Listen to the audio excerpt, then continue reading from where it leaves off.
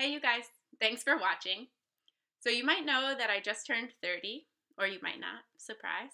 And I thought of doing a video for every day of this year of being 30 just to commemorate it. But I think for my sanity and the amount of time that I have to spend listening to myself talk, I'll keep it to a once a month video.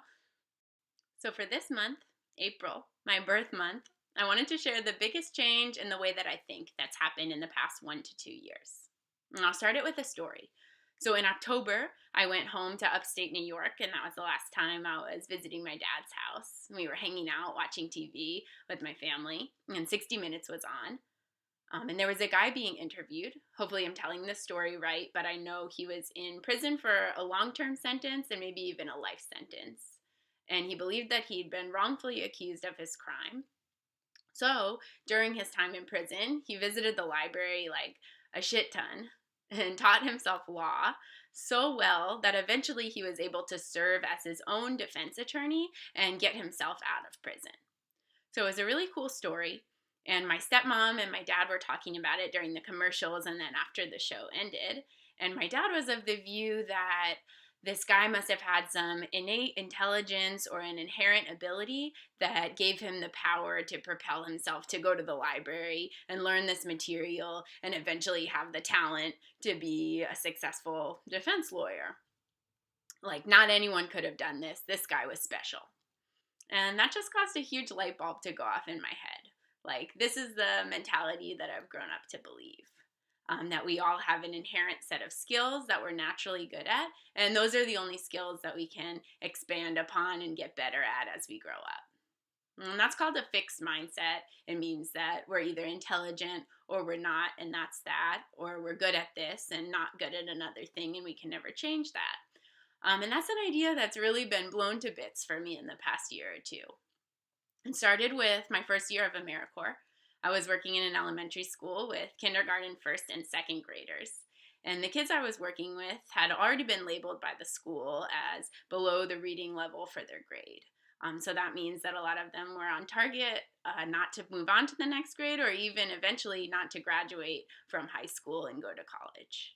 Like at kindergarten, first, and second grade, they already thought that about these kids. And in the program, we worked together for 30 minutes a day, 5 days a week. And throughout our time with the kids, they would go from not knowing more than 3 letter sounds or not being able to write all the letters to eventually being able to read whole sentences, paragraphs, even whole stories. So these kids that might have been labeled not smart or slow were eventually able to catch up and read at the same level or even better than most of their peers. And then the second story is more about me. Growing up, I had always wanted to learn how to play the drums. And I've played music before so I can read it, but I stopped playing at like the end of middle school band. So I don't think anyone who knows me would say that I have any inherent musical ability. And so I moved to Austin and eventually found myself living in a house where there was a drum set in the basement. So I was like, okay, it's time. The time has come to learn to play the drums. So I would go down into the basement every afternoon and watch these YouTube tutorials.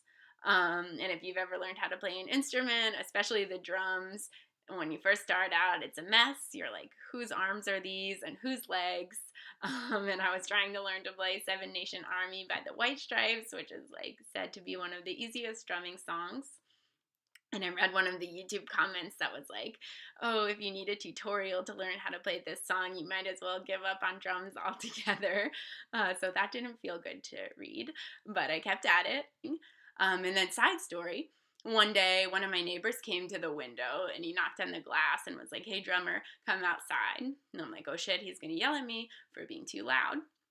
And I get outside and come to find out that he's a drummer and used to give drum lessons. So he said I was doing well and gave me some advice. And it just felt like, okay, like I decided to do this, so the universe is going to help me out and this is being allowed. And then eventually I got good enough that if my friends are playing at a party, I can join in and I don't have to sit on the sidelines and listen, which is my main goal, getting into this anyway. And I ended up going to a drum lesson later on just to make sure I was doing everything right. And the drum teacher said that we had to move on from the beginner songs to the intermediate songs. So that was pretty impressive and surprising for me. So we have these two stories of the kids going from knowing 3 letters to being able to read whole sentences, paragraphs, and even stories. And then me going from no drumming ability to being an intermediate drummer. Pretty exciting. And it just made me think about all of the things that we're interested in trying, but we think that we won't be good at. And really, the only thing holding us back from going out and doing those things is fear and doubt. And we just don't really have time for either of those things because we only have this one opportunity to live our lives. And we want to be spending it doing everything that we want to do and everything that we know that we're capable of. So maybe there's something that you think that you might not be good at, or even something that you know that you would be good at, but you haven't found the time to devote those 30 minutes a day, 5 days a week to. And I just hope this video inspires you to just go out and do the things that you want to do and not care if you try and fail again. And know that that ability is somewhere inside of you. So these are just my thoughts on 30. Thanks for listening to them. I'm so glad you're here. Namaste.